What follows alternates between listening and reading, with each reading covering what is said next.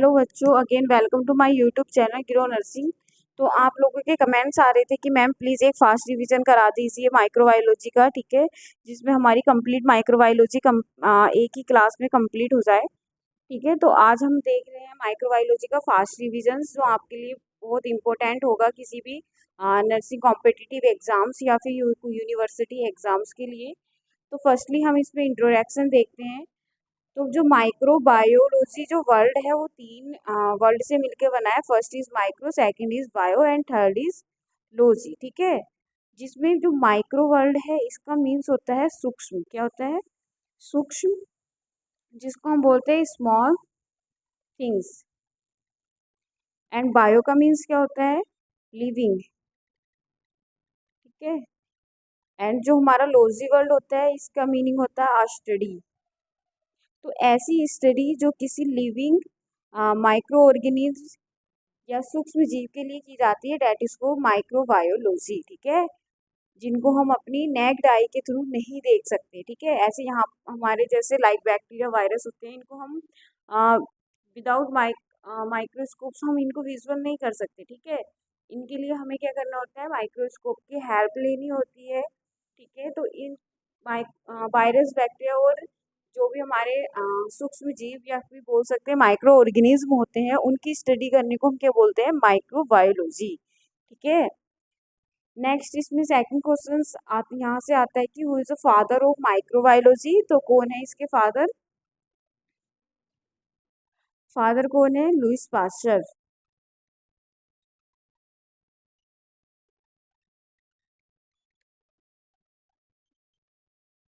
Lewis pasture is the father of microbiology. और यही क्या है? रेबीज वैक्सीन के क्या है? फादर हैं। इन्होंने क्या किया था? रेबीज वैक्सीन को फाउंड आउट किया था। रेबीज वैक्सीन कहाँ पर यूटिलाइज होती है?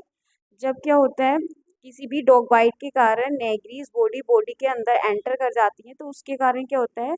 वहाँ पर रेबीज एक वायरस होता है। ठीक है, क्या होता है? एक रेबीज वायरस होता है जो बॉडी के अंदर एंटर हो जाता है। वो क्या बनाता है? एक नेगरी बॉडीज बनाता है। ठीक है, जिसके कारण क्या हो जाता है? पेशेंट को हाइड्रोफोबिया की कंडीशन क्रिएट हो जाती है। हाइड्रोफोबिया की कंडीशन क्रिएट हो जाती है। अब हाइड्रोफोबिया क्या होता है? हाइड्रो का मीन्स होता है वाटर। ठीक है, एंड फोबिया का मीन्स होता है फियर। मीन्स उसको क्या लगता है? वाटर से डर डर लगने लगेगा। ठीक है, उसको या फिर पानी में बोलते हैं ना, पानी में डॉग का दिखना। ठीक है, ये सब कब होता है? जब पेशेंट की बॉडी के अंदर रेबीज वायरस एंटर कर गया हो। ठीक है, तो उस कंडीशन को हम क्या बोलते हैं? हाइड्रोफोबिया। ठीक है, that condition is called hydrophobia. ठीक है, और ये क्या बनाता है? एक नेगरी बॉडीज बनाता है।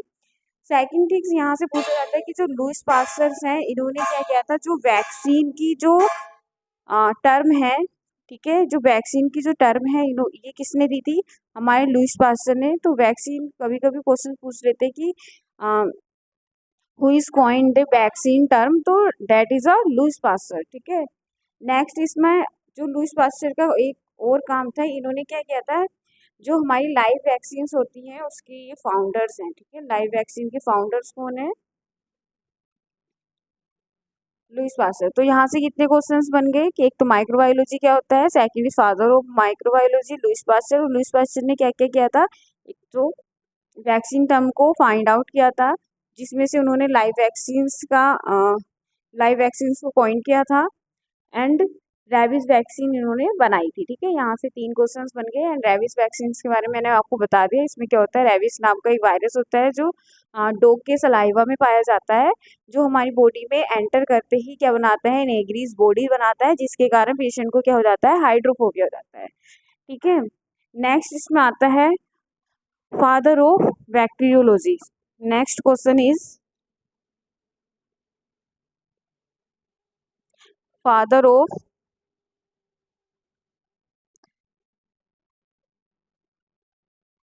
बैक्टीरियोलॉजी। ठीक है, तो जो बैक्टीरिया के फादर हैं, फर्स्टली बैक्टीरियोलॉजी क्या होता है? अभी मैंने बताया। लॉजी का मीन्स क्या होता है? स्टडी करना, राइट। तो जहाँ पर भी आपको logy world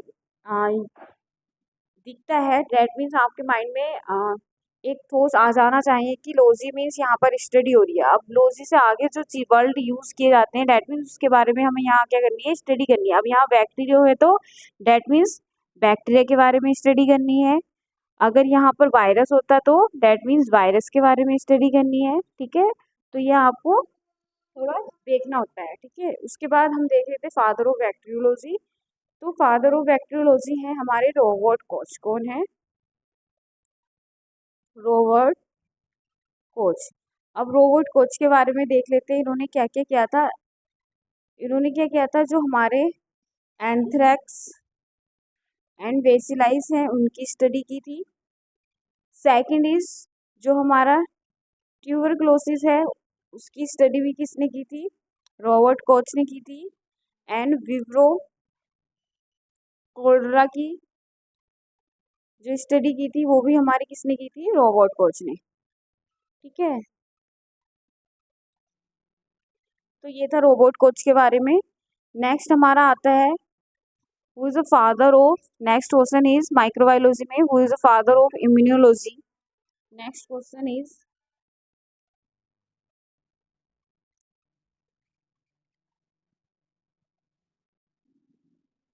who is the father of immunology.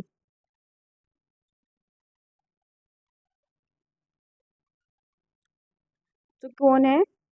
Edward Jenner.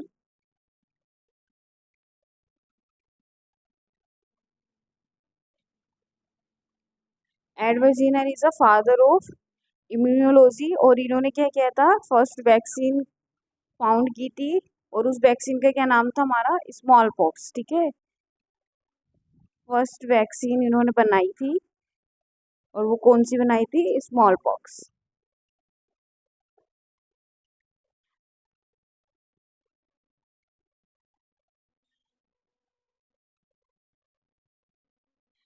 Next microbiology में कुछ टर्मिनोलॉजी हम यहाँ पर यूज करते हैं तो उनके बारे में हमें पता होना चाहिए। और ये वो टर्मिनोलॉजी काफी बार हॉस्पिटल्स में भी यूज की जाती है और कभी कभी यहाँ से क्वेश्चंस भी पुट अप होते हैं। तो कौन सी होती है वे?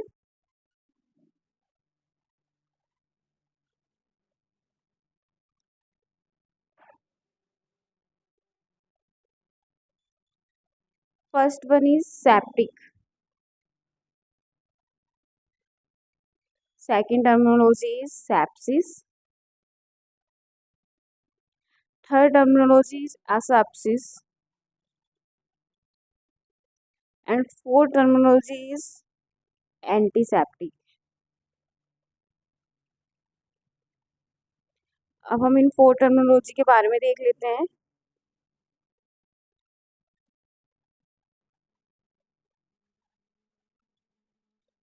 जो सेप्टिक होती है वो क्या होती है? एक एजेंट होता है इन्फेक्शन का। क्या होता है? वेट वेट वेट,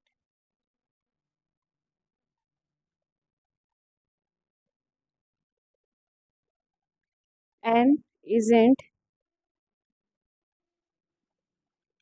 जो क्या करता है? कोज्ड करता है इन्फेक्शन को। ठीक है, सेप्सिस का मीन्स क्या होता है? Spread of infection.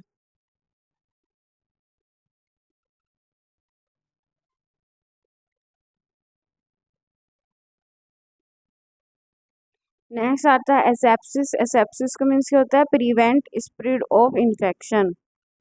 ये क्या करता है? प्रिवेंट करता है उस इन्फेक्शन को जो स्प्रेड हो गया है। ठीक है,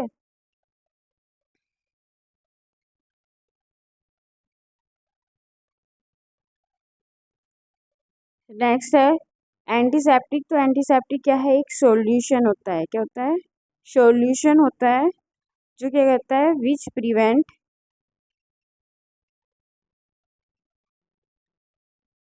स्प्रेड फॉर इन्फेक्शन। इन्फेक्शन को स्प्रेड होने से प्रिवेंट करता है।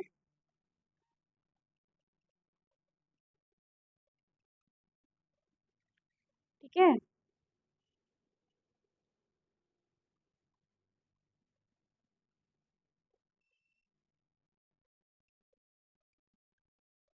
तो क्या था, सेप्टिक का मीन हमने क्या बताया, एक ऐसा एजेंट जो क्या करता है, कोज्ड करता है इन्फेक्शन को, ठीक है।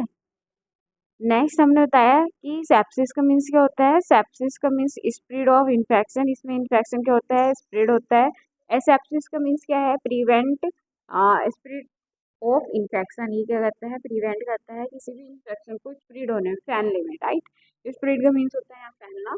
एंटीसेप्टिक क्या है, antiseptic you know that antiseptic is a solution, ठीक है, जो प्रिवेंट करता है, जो इन्फेक्शन हमारे फैल गया है उसको प्रिवेंट करने के लिए हम एंटीसेप्टिक का यूज़ करते हैं। नेक्स्ट इसमें जो क्वेश्चंस बनता है वो बनता है कि what is the difference between the prokaryotics and eukaryotics, ठीक है। Next questions is what's the difference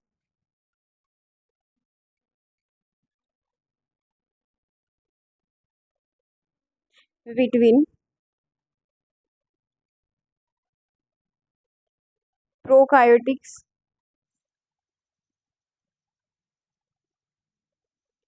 and यूकार्योटिक्स।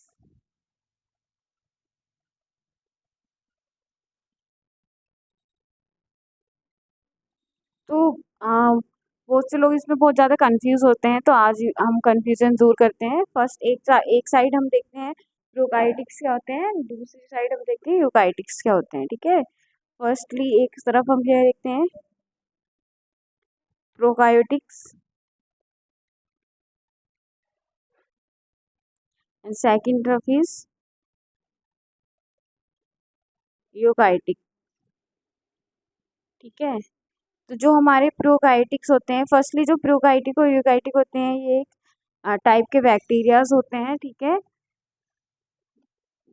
जब इसमें क्या होता है, जो प्रोकायोटिक्स होते हैं ये क्या होते हैं, सिंपल होते हैं, क्या होते हैं, सिंपल होते हैं एंड प्रीमेटिव होते हैं, ठीक है। तो आप यहाँ से याद कर सकते हैं P4 प्रीमेटिव एंड P4 प्रोकायोटिक्स, ठीक है।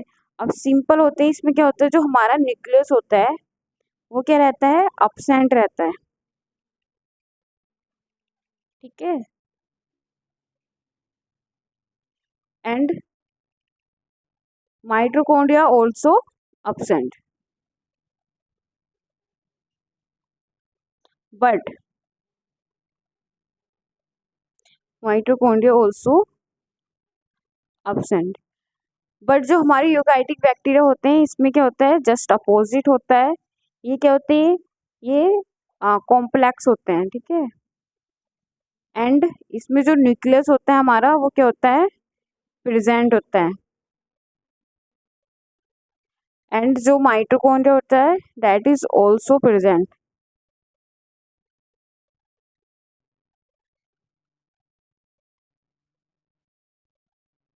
तो that is the difference between prokaryotic bacteria and eukaryotic bacteria. जो प्रोकार्योटिक बैक्टीरिया होते हैं that is simple and primitive bacteria होते हैं, ठीक है।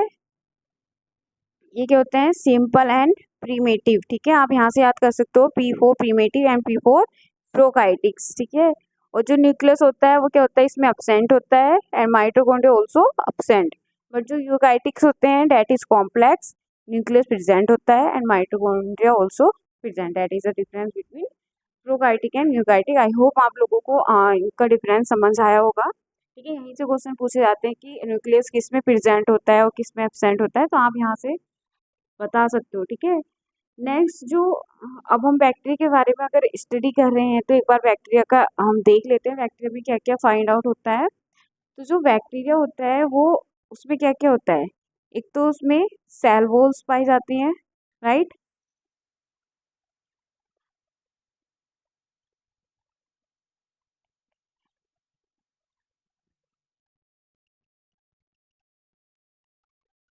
जो आउटर लाइन होती है that is cell wall. Next जो इसमें फ्लूइड प्रेजेंट होता है दैट इज साइटोप्लाज्म,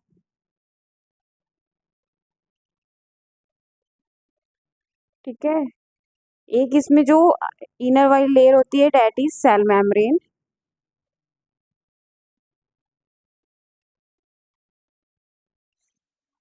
जो टेल लाइक स्ट्रक्चर होता है दैट इज फ्लैगेला, जो क्या करता है, हेल्प करता है फॉर मूवमेंट, ठीक है।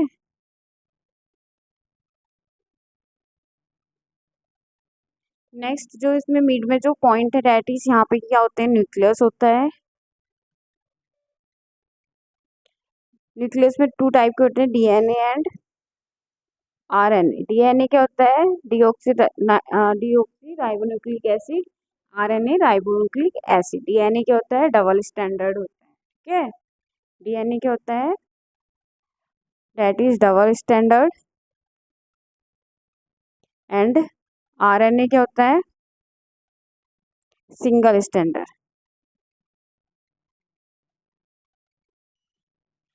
नेक्स्ट जो सेल वॉल होता है, ये क्या करता है, प्रोटेक्ट करता है किसी भी एक्सटर्नल चीजों को एंटर करने में। नेक्स्ट जो साइटोप्लाज्म होता है, ये लीक ना हो, इसको प्रिवेंट करने के लिए हम यहाँ पर एक मेम्ब्रेन होती है, डेट इज सेल मेम्ब्रेन।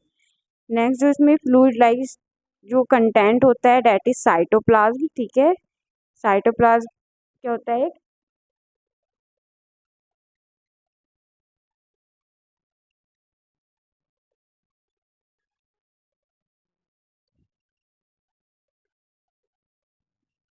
ये क्या था, साइटोप्लाज्म एक क्या है, फ्लूइड है, ठीक है। उसके बाद हम इसमें देखते हैं, सेल मेम्ब्रेन हो गया, न्यूक्लियस, डीएनए, आरएनए होता है, तो ये है स्ट्रक्चर्स वो बैक्टीरिया, ठीक है। आपको याद रखना है बैक्टीरिया में क्या क्या होता है, ठीक है। ये नेक्स्ट इसमें हमारा आता है, जो बैक्टीरियाज होते हैं वो कौन कौन से शेप्ड के होते हैं, तो जो सर्कुलर शेप्ड में होते हैं, ठीक है। जो राउंडेड शेप में होते हैं, लाइक दिस, ठीक है। जो राउंडेड शेप में होते हैं, डेट इज कोकिस, ठीक है। एंड जो बेलना आकार होते हैं, या फिर हम बोल सकते हैं सिलेंडर के आकार के, ठीक है, तो वो क्या होते हैं, हमारे बेसिलाई। एंड जो कोमा टाइप के होते हैं, इस टाइप के, ठीक है, वो क्या होते हैं, हमारे विवरो। तो यहाँ से क्वेश्चंस पूछे जाते हैं कभी कभी स्ट्रक्चर्स, या फिर आप कोई भी माइक्रोबायोलॉजी में स्टडी कर रहे हो, तो आपको वहाँ पे मैं बैक्टीरिया की देखना होता है, जो भी सर्कुलर जो बैक्टीरियाज होते हैं, डेट इज हमें देखना होता है कि वो कौन है, कोकाइज हैं, ठीक है। जो सिलेंडरी आकार होते हैं, या फिर बेलन होता है ना घर में जो मम्मी लोग खाना बनाते हैं, उसके आकार के अगर होते हैं, तो आप उससे याद कर सकते हैं, बिफोर बेलन बिफोर बेसिलाई, ठीक है। नेक्स्ट कोमा टाइप के जो होते हैं, डेट इज विवोस, ठीक है। नेक्स्ट इसमें हम देखते हैं कि जो, अब बैक्टीरिया के बारे में अगर हम बात ही कर रहे हैं, तो बैक्टीरिया का फ्यूजन्स भी देख लेते हैं, ठीक है। बैक्टीरिया का जो फ्यूजन्स होता है, या फिर बोल सकते हैं जो डिवीजन ऑफ, वो बैक्टीरिया कैसे होता है, तो सेम जैसे हमने सेल का डिवीजन्स होता है ना, उसी टाइप से क्या होता है, बैक्टीरिया का भी डिवीजन होता है, ठीक है। आपने सेल के डिवीजन अनोटमी में पढ़ा होगा, ठीक है, सेल डिविजन्स। तो इसमें दो मेथड यूज होते हैं, first is mitosis and second is meiosis, ठीक है। उसके बाद जो इसमें डिवीजन होता है, वो क्या होता है हमारा, एक तो PMAT करके होता है, ठीक है।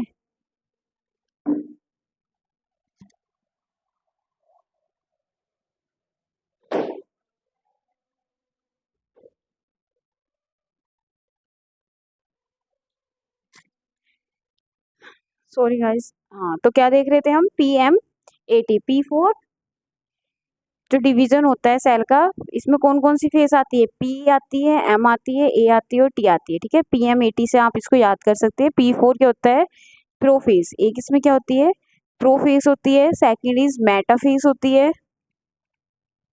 थर्ड इज एनाफेस होती है। And last one is telophase. तो ये 4 फेज होती हैं किसमें, किसी भी बैक्टीरिया या फिर सेल के डिवीजन होने में, ठीक है। अब बैक्टीरिया का डिवीजन कैसे होता है वो हम देखते हैं। तो फर्स्टली ये जो बैक्टीरिया है, सपोज करो डेट इज अ बैक्टीरिया, ठीक है। बैक्टीरिया के अंदर क्या क्या होता है, साइटोप्लाज्म होता है, न्यूक्लियस होता है। बट अभी हम यहाँ पे क्या कर रहे हैं, न्यूक्लियस एंड बैक्टीरियाज ले रहे हैं। उसके बाद क्या होगा, ये क्या बनाएगा, डुप्लीकेट कॉपी ऑफ डीएनए, ठीक है। ये क्या है, हमारा डीएनए है, that is DNA.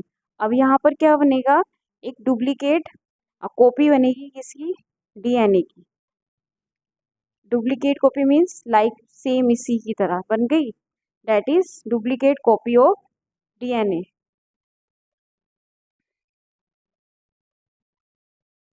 Duplicate copy of DNA, ठीक है। आफ्टर डेट इसमें क्या होगा, जो ये सेल वॉल है, ठीक है, ये क्या थी हमारी सेल वॉल, ठीक है। अब क्या होगा इसमें, सेल वॉल का डिवीजन होगा, ठीक है, लाइक दिस। ये क्या हो गई है, सेल वॉल डिवाइड हो गई है, और जो हमारा डीएनए था वो क्या हो गया है, डिवाइड हो गया है टू पार्ट्स में। आफ्टर डेट इसमें क्या होता है, अब जो ये सेल वॉल्स हमारी डिवाइड हुई हैं वो क्या हो जाएंगी, ये क्या बनाएंगी, टू डॉटर सेल्स बना देंगी। क्या बनाएंगी, टू डॉटर सेल, दोनों क्या हो जाएंगे, अलग हो जाएंगे।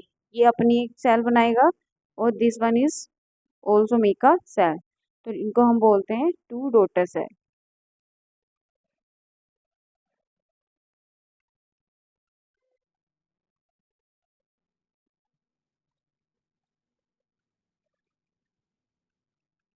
ठीक है, that is a fusion of bacteria.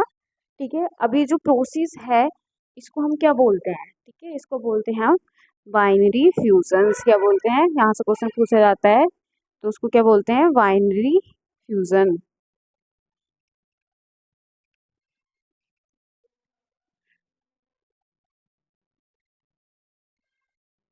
Next हमारा जो नेक्स्ट इसमें क्वेश्चंस बनता है कि जो ये बैक्टीरियाज होते हैं ये अपना फूड कैसे बनाते हैं, ठीक है। तो the bacteria which make their own food और कॉल्ड, और उसको हम क्या बोलते हैं, ठीक है। Next question is,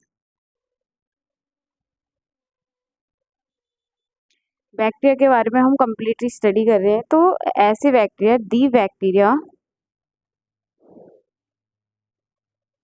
which make their own food, अपना ओन मीन्स अपना food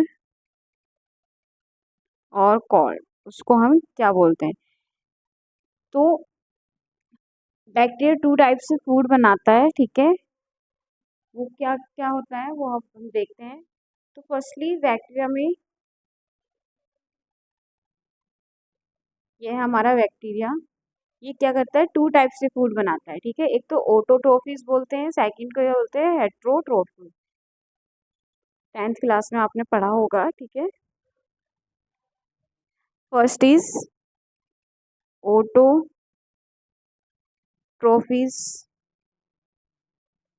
second is हेट्रोट्रोफिस।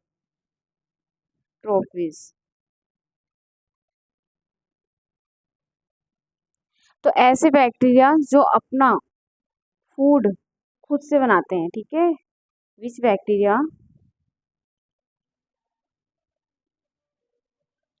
Which bacteria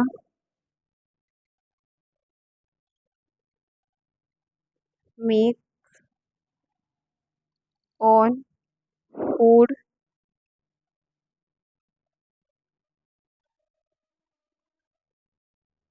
itself,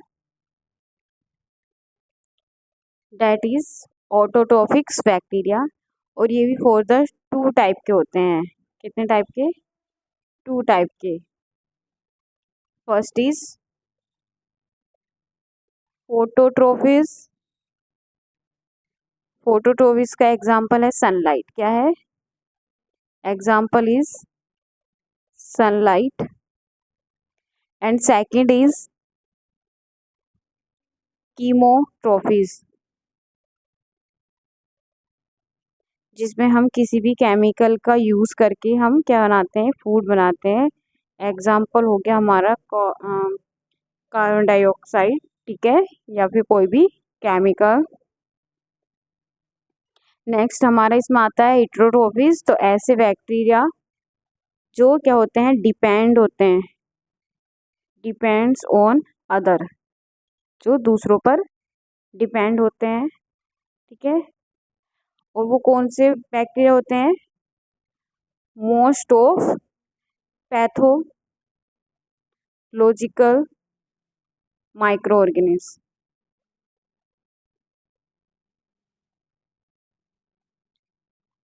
अब पैथोलॉजिकल के होते हैं वो बैक्टीरिया जो डिसीज को अकर करते हैं, ठीक है। दो वर्ड अब यहाँ यूज होंगे, एक पैथोजन एक नॉन पैथोजन। तो पैथोजन वो होते हैं जो डिसीज अकर करते हैं, और नॉन पैथोजन वो होते हैं जिनके कारण डिसीज अकर नहीं होती है, ठीक है।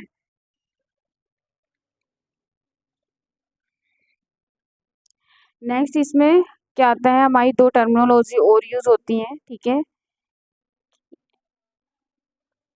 एक होता है एरोबिक,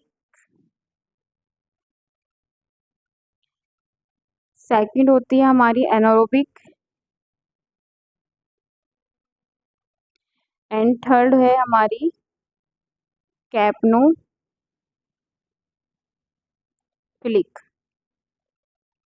तो that is a three terminology. Anaerobic क्या होता है, इसमें क्या होगी, अपसेंट होगा हमारा। एरोबिक में क्या होता है, जो O2 होती है that is present, and anaerobic में हमारी जो O2 होती है वो क्या होती है, अपसेंट।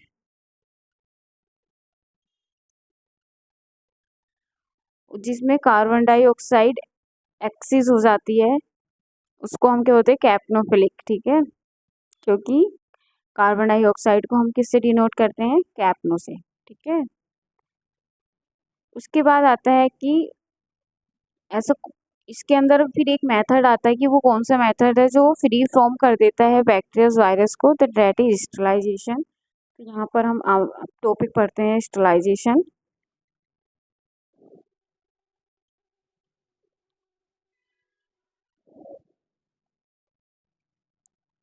तो व्हाट इज स्टरलाइजेशन, स्टरलाइजेशन ये क्या होता है, प्रोसेस होता है। फर्स्टली ये याद रखना है आपको, स्टरलाइजेशन कोई मेथड नहीं होता, ठीक है। स्टरलाइजेशन क्या है, स्टरलाइजेशन इज अ प्रोसेस, ये क्या है, एक प्रक्रिया है। इसके अंदर मेथड्स आते हैं, ठीक है। बट स्टरलाइजेशन जो होता है वो एक प्रोसेस होता है जो क्या करता है, फ्री फ्रॉम करता है, क्या करता है, free from all microscopic organism, like जैसे स्पोर्स हो गया, वेजिटेटिव सेप्ड वाले बैक्टीरियाज हो गए, ठीक है। तो इनको क्या करना, फ्री फ्रॉम करना है, नोट अ किल करना, ठीक है। ये किल नहीं करता है, ठीक है, ये क्या करता है, फ्री फ्रॉम करता है। उसके बाद इसके अंदर क्या आता है हमारा, एक टर्मिनोलॉजी और आती है डिसइंफेक्शन, ठीक है।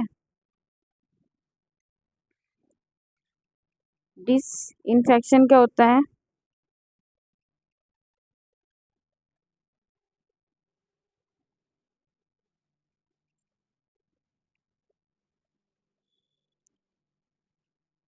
ये क्या करता है, ओनली रिमूव करता है पैथोलॉजिकल बैक्टीरियाज को, ओनली रिमूव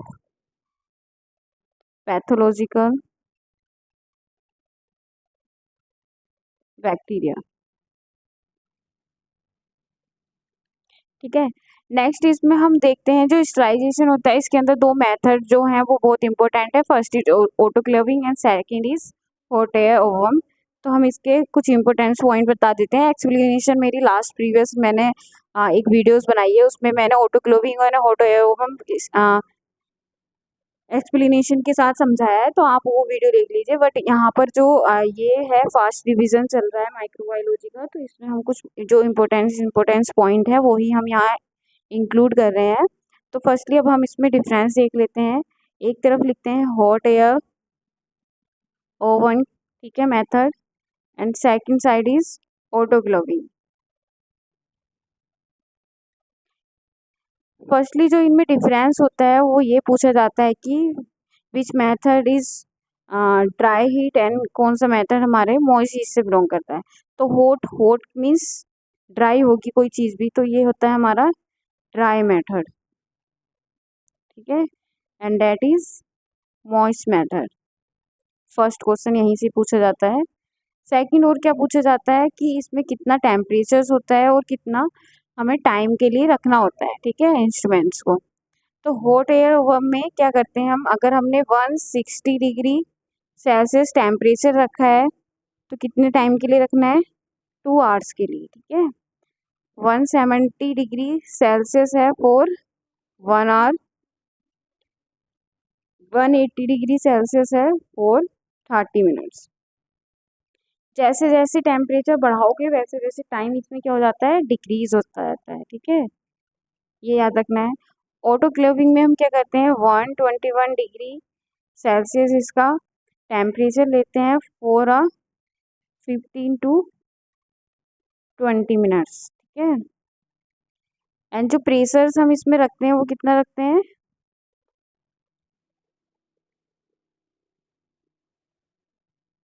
प्रेशर प्रेशर के बारे में पूछा जाता है। प्रेशर्स कितना रखते हैं हम इसमें, 15 IB, ठीक है, यहाँ से क्वेश्चन पूछा जाता है, ठीक है। उसके बाद हम देखते हैं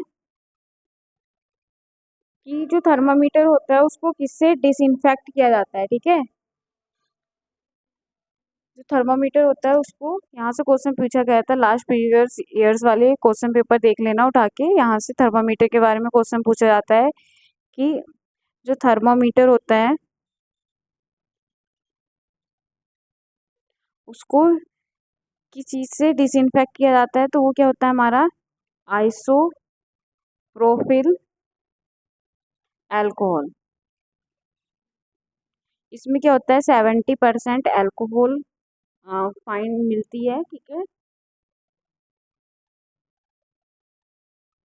उसके बाद हमारा नेक्स्ट आता है इसमें क्वेश्चन कि एनिमल की जो इन्फेक्शन अगर स्प्रेड होता है, infection from an animal to the humans means animal से ह्यूमंस के बीच में जो इन्फेक्शन स्प्रेड होता है, एनिमल से ह्यूमन के बीच जो इन्फेक्शन स्प्रेड होता है उसको क्या बोलते हैं, हम उसको बोलते हैं जूनोसिस, ठीक है, याद रखना ये टर्मिनोलॉजी भी। नेक्स्ट हमारा इसमें आता है कि ऐसे कोई भी इंसेक्ट, ठीक है, जो एक्ट करता है या कैरीज करता है इन्फेक्शन को, उसको क्या बोलते हैं, तो उसको हम बोलते हैं वेक्टर्स। क्या बोलते हैं, वेक्टर। इम्पोर्टेंट क्वेश्चंस मैं यहाँ करवा रही हूँ जो प्रीवियस ईयर्स क्वेश्चंस पेपर्स के हैं, तो क्या होता है हमारा वेक्टर्स, ठीक है।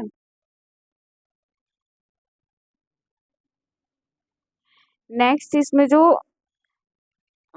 माइक्रोबायोलॉजी में जो क्वेश्चंस बनते हैं वो हमारा नेक्स्ट क्वेश्चन बनता है इम्यूनिटी से, ठीक है। तो हमारा जो अब नेक्स्ट टॉपिक है वो है इम्यूनिटी। इम्यूनिटी के बारे में देख लेते हैं। फर्स्टली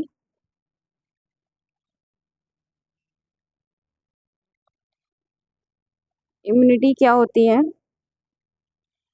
तो 2 टाइप की हमारी इम्यूनिटी होती है। First is innate and second is acquired. First is innate, जो बचपन से हमारे बॉडी में होती है। सेकंड इज एक्वायर्ड, जिसको हम क्या करते हैं, एक्वायर्ड करते हैं, मीन्स लेते हैं, ठीक है, दैट इज एक्वायर्ड। अब फर्दर एक्वायर्ड भी कितने टाइप की होती है, 2 टाइप की होती है। First is active and second is passive, ठीक है। First is active and second is passive. जो एक्टिव इम्यूनिटी होती है ये भी क्या होती है, फॉर द 2 पार्ट पार्ट में डिवाइड होती है। First is natural and second is, first is natural and second is artificial.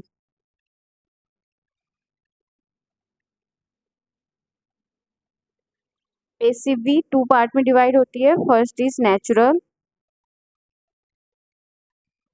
And second is artificial.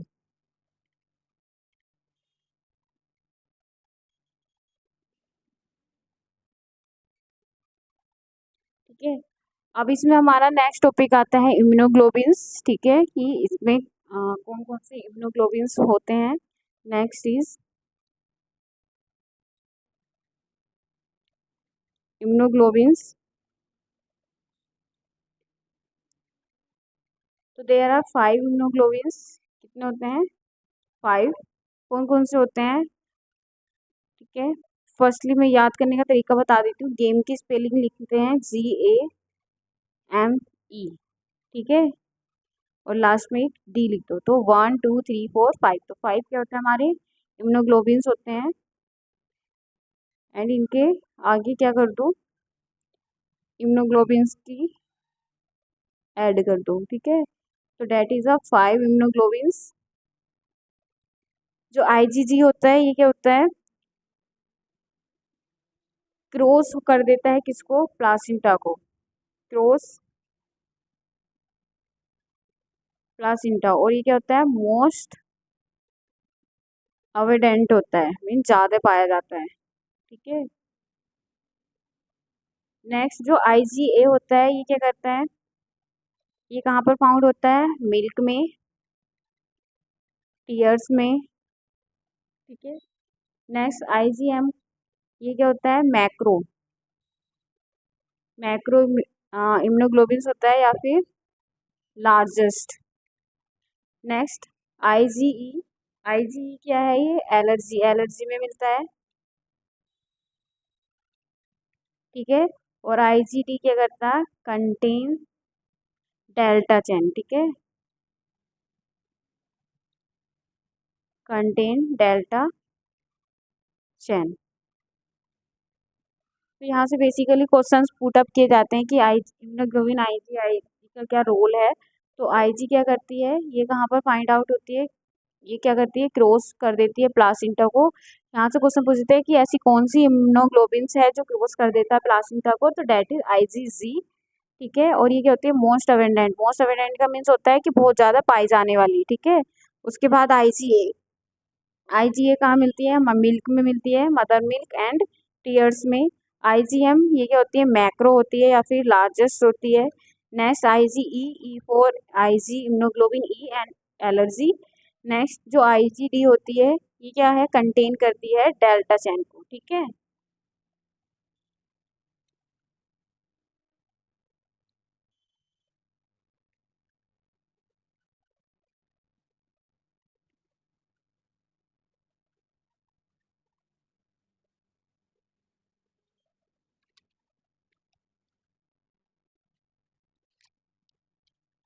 तो ये थे हमारे मोस्ट इम्पोर्टेंट क्वेश्चंस जो माइक्रोबायोलॉजी में मिलते हैं देखने के लिए। मुझे नहीं लगता है कि यहाँ से आगे से इससे कुछ आगे पूछा जाता है किसी भी कॉम्पिटिटिव एग्जाम में। एक टॉपिक और आता है जो हमारा माइक्रोबायोलॉजी के अंदर है, दैट इज इम्यूनिटी सिस्टम, या फिर बोल सकते हैं यहाँ से क्वेश्चन और बनता है इम्यूनाइजेशन शेड्यूल का। ठीक है, वो भी क्या है? हमारे माइक्रोबायोलॉजी में है, इम्यूनाइजेशन।